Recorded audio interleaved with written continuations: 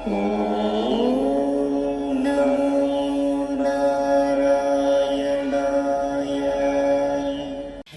நமஸ்காரம். ஸ்ரீமன் நாராயணியத்துல தசகம் 42ல 7வது ஸ்லோகத்திலிருந்து பார்க்க போறோம்.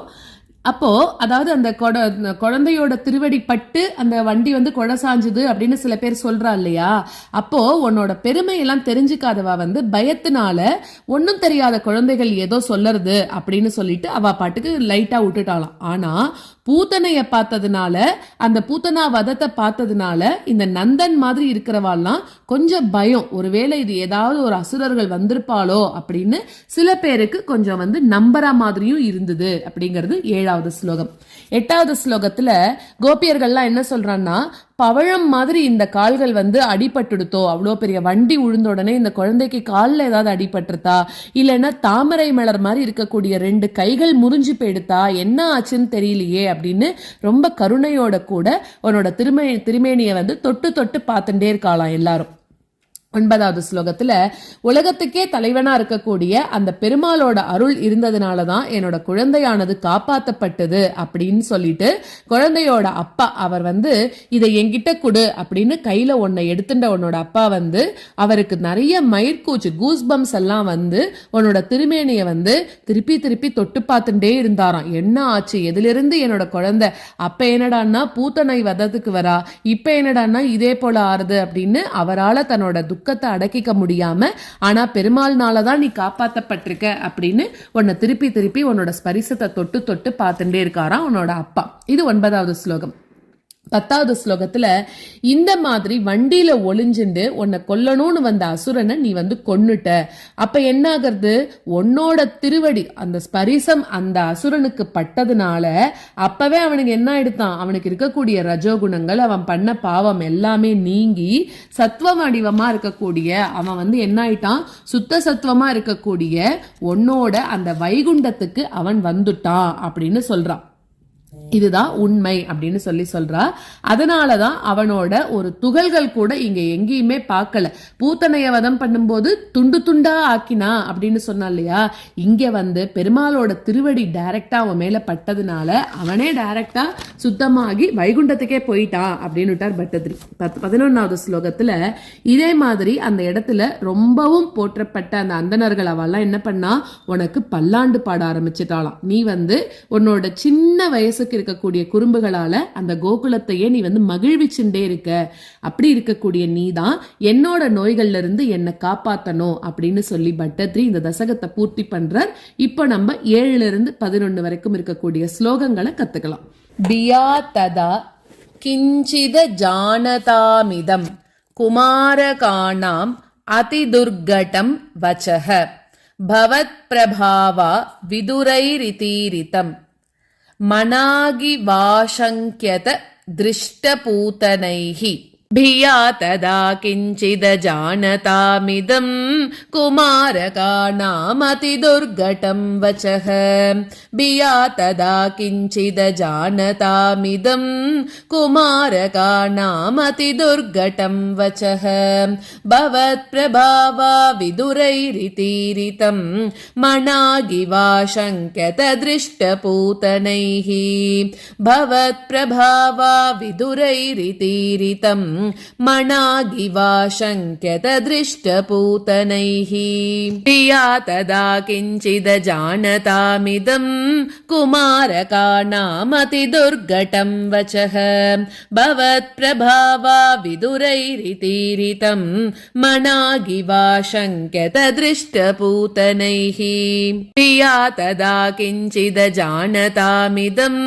குமாரகாணாம் அதிதுர்கடம் வச்சஹ பவத் பிரபாவா விதுரைரிதீரிதம் மனாகிவா சங்கியத திருஷ்டபூதனைஹ பிரவாளதாம்ரம் கிமிதம் பதம் க்ஷதம் சரோஜரம்யௌனு கரௌ விரோஜிதௌ இதி பிரசர்பத் கருணாதரங்கிதாஹ த்வதங்கமாபஸ்பிருஷுரங்கணாஜனாஹ प्रवालताम्रं किमिदं पदं क्षतं सरोजरम्यौ नुकरौ विरोजितौ प्रवालताम्रं किमिदं पदं क्षतं सरोजरम्यौ नुकरौ विरोजितौ इति प्रसर्पत्करुणातरङ्गिताः त्वदङ्गमापस्पृशुरङ्गनाजनाः इति प्रसर्पत्करुणातरङ्गिताः त्वदङ्गमापस्पृशुरङ्गनाजनाः प्रवालताम्रं किमिदं पदं क्षतं सरोजरम्यौ नुकरौ विरोजितौ इति प्रसर्पत्करुणातरङ्गिताः त्वदङ्गमापस्पृशुरङ्गनाजनाः प्रवालताम्रं किमिदं पदं क्षतं सरोजरम्यौ नुकरौ विरोजितौ इति प्रसर्पत्करुणातरङ्गिताः त्वदङ्गमापस्पृशुरङ्गनाजनाः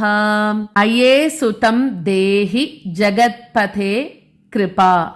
तरङ्गपातात् परिपातमध्यमे इति स्म संगृह्य पिता त्वदङ्गकम् मुहुर्मुहुर्श्लिष्यति जातकण्टकः अये सुतं देहि जगत्पते कृपा तरङ्गपातात् परिपातमध्यमे अये सुतं देहि जगत्पते कृपा तरङ्गपातात् परिपातमध्यमे इति स्म संगृह्य पिता त्वदङ्गकम् मुहुर्मुहुर्श्लिष्यति जातकण्टकः इति स्म संगृह्य पिता त्वदङ्गकम् मुहुर्मुहुर्श्लिष्यति जातकण्टकः अये सुतं देहि जगत्पते कृपा तरङ्गपातात् परिपातमध्यमे इति स्म संगृह्य पिता त्वदङ्गकम् मुहुर्मुहुर्श्लिष्यति जातकण्टकः अये सुतं देहि जगत्पते कृपा तरङ्गपातात् परिपातमध्यमे इति स्म संगृह्य पिता त्वदङ्गकम् मुहुर्मुहुर्श्लिष्यति जातकण्टकः अनोनिलीन किल हन्तुमागतः सुरारिरेवं भवता विहिंसितः रजोऽपि नो दृष्टममुष्य तत्कथम् स शुद्धसत्त्वे त्वयि लीनवान् ध्रुवम् अनोनिलीनः किल हन्तुमागतः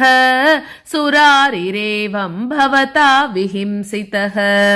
अनोनिलीनः किल हन्तुमागतः सुरारिरेवं भवता विहिंसितः रजोऽपि नो दृष्टममुष्य तत्कथम् स शुद्धसत्त्वे त्वयि लीनवान् ध्रुवम् रजोऽपि नो दृष्टममुष्य तत्कथम् स शुद्धसत्त्वे त्वयि लीनवान् ध्रुवम् अनोनिलीनः किल हन्तुमागतः सुरारिरेवं भवता विहिंसितः रजोऽपि नो दृष्टममुष्य तत्कथम् स शुद्धसत्त्वे त्वयि लीनवान् ध्रुवम् अनोनिलीनः किल हन्तुमागतः सुरारिरेवं भवता विहिंसितः रजोऽपि नो दृष्टममुष्य तत्कथम् स शुद्धसत्त्वे त्वयि लीनवान् ध्रुवम् प्रपूजितैस्तत्र ततो द्विजातिभिः विशेषतो लम्बितम् अङ्गलाशिषः व्रजन्निजैर्बाल्यरसैर्विमोहयन् मरुत्पुराधीश रुजां जहीहि मे प्रपूजितैस्तत्र ततो द्विजातिभिः विशेषतो लम्बितमङ्गलाशिषः प्रपूजितैस्तत्र ततो द्विजातिभिः विशेषतो लम्बितमङ्गलाशिषः व्रजन्निजैर्बाल्यरसैर्विमोहयन् मरुत्पुराधीश रुजां जहीहि मे व्रजन्निजैर्बाल्यरसैर्विमोहयन् रजन्निजैर्बाल्यरसैर्विमोहयन् मरुत्पुराधीशरुजां जहीहि मे प्रपूजितैस्तत्र तथोद्विजातिभिः विशेषतो लम्बितमङ्गलाशिषः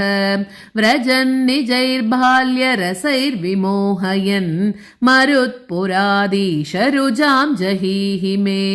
प्रपूजितैस्तत्र तथोद्विजातिभिः विशेषतो लम्बितमङ्गलाशिषः व्रजन्निजैर्बाल्यरसैर्विमोहयन् मरुत्पुराधीशरुजां जहीहि मे।